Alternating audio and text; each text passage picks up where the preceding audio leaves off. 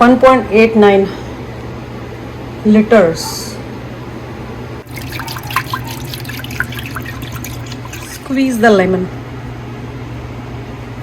directly in the milk.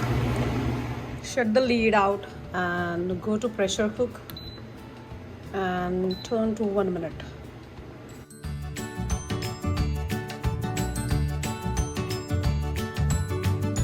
So I'm going to do this arrangement. I have a pot and I'm going to keep the strainer, and on top of that I'm going to put this cotton cloth. Just like this.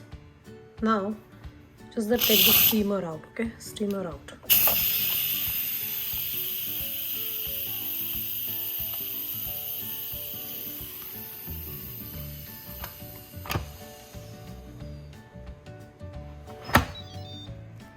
Let's check it out.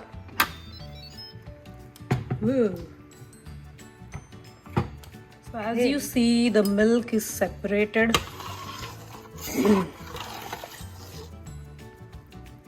And now I'm going to pour this mixture in that strainer. So like this, taking out the water. And now I'm going to do this. Just press it like that. And I'm going to put some heavy thing on it. Let's open. Khul ja sim sim.